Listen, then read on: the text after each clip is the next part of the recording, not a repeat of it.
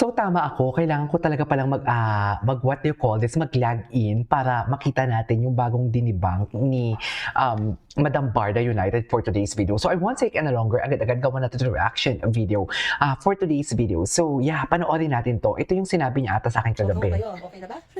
Ay, ano? I hope everything is settled and Ano, at this chika? point, no, we won't Oo, discuss that. settled na. Okay na ba kayo? Okay na ba?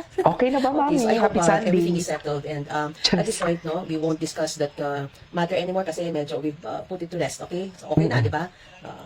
But I just wanted to point out a few details that were sort of mixed up or missed by our bashers regarding this matter, no? And well, Monyo sort of mixed up and sort of missed a few details as usual, no, in his presentation. But this is important because they sort of misrepresented a few things, no? And this has to do with the venue and the date of the wedding. Ito Ayan. kasing pinakita niyang ito na wedding ni Nicolo and Victoria, no? Is a different wedding, although it's January 8th. It was held at the Lakasan natin. Saint Michael the Archangel Parish in BGC, no? Yun yung wedding na inattendan nila Judy Ann, nila Christine Hermosa, May Mendoza. Is a different wedding po of Nicolo Angelo Estrada and Victoria Francesca Santo on January 8, 2026. The ceremony took place at Saint Michael the Archangel Parish in BGC. Okay? So, eto kasi yung claim niya. Okay, pakinggan natin. At grabe, bigati nga yung guest, yung Nicolo at saka Victoria, noong January 8, 2026 yan, yung Webes, guys. Post Migay, Dilansan. So, kiniklaim niya dyan na yung wedding na inattendan nila David, Alex, Robbie, and Maggie, bigati yung mga guests. Ano po? Okay? So, yun yung claim niya. However po, magkaibang wedding po ito. Ito po yung wedding ni Nicolo at Victoria Estrada, who are friends of Juday and others who attended. Wala po sina Alex, David, Robbie, at Maggie Ford dyan. Wala po sila dyan. Ibang wedding po yung inattendan nila David, etc. Okay? So yung kina Juday, kaya ko yan ini-notice kasi napansin ko, magkaiba yung Damit. lighting, no? Kasi yung wedding na inattendan nila Juday, medyo gabi po, madilim, at saka formal affair, naka black tie and suit, and red wine gown, basta a dark red wine gown. So it's an evening affair.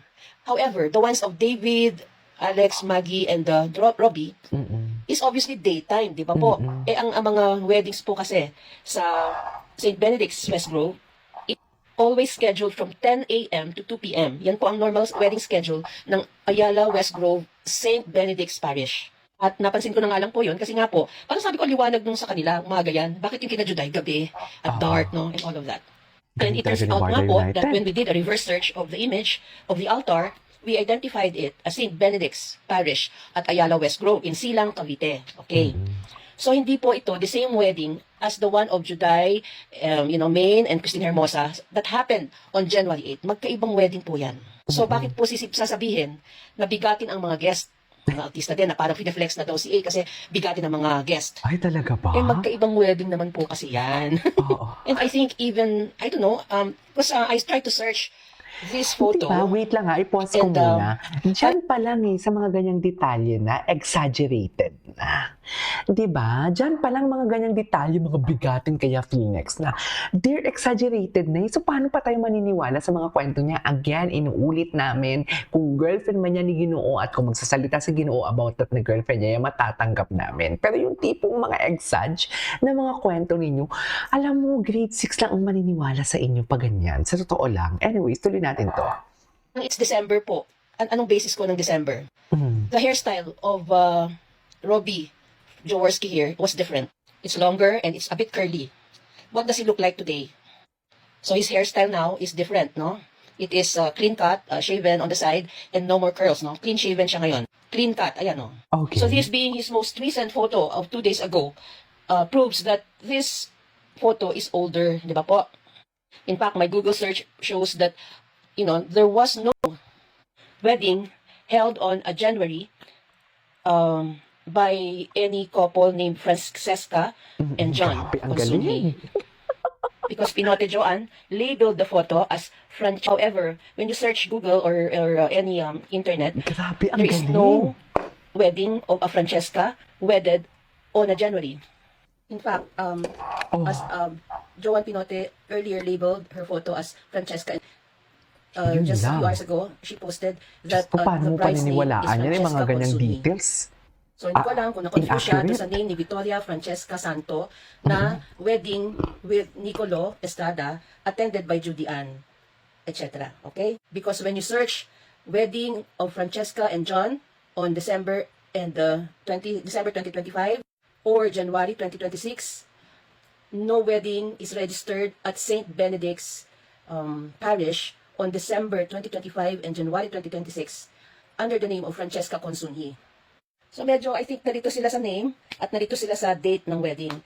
Based on my research, this wedding happened on a December 2025 and not January 2026. Oh my So parang God. pinagsama nila, siguro para palabasin na maraming bigating guests at finiflex na ni David si alleged GF sa showbiz circle. Parang yun ang gusto nilang palabasin. By mixing two different weddings, one on January 8 with Juday and another in December with this lovely couple. That are two different weddings. So I don't really know where they got their details because the profile of Cheska Consunji is private, as well as her Facebook, which is locked profile and has copyright features, which means you cannot screenshot it. So just like Siargao, I think they got the photo on the ground, meaning hindi nila kinuha sa profile ni Miss Consunji yan. They got the photo from the ground, meaning they had a photographer there taking pictures or videos of all of these things. Because if you notice, all photos, especially by Pinote Joanne, were all taken at close range, which means kilala po siya. No circle po, either of David or the girl.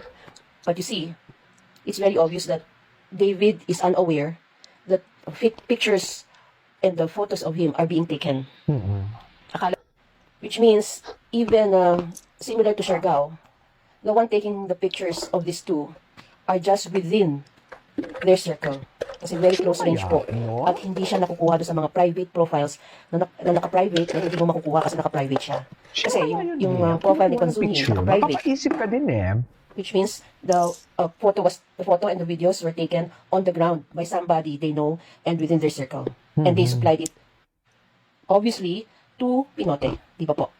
Eh, ako naman, all of these are just, water under the bridge, di ba? Kumbaga, ang punto lang kasi dito is, although these videos are real because this wedding really happened, Kung mali-mali, this group of bashers tend to mix and miss their data and information to form a claim, no, to distort whatever is the truth, di ba po? Parang yun nga, no, pinagtatagpi-tagpi nila ang mga photos, mga information, mga data, dalawang different weddings, pinagsama sa isa para magmukhang maraming celebrities na kasama na piniflex ni David, si RSGF, di ba? Para magmukhang legit, di ba?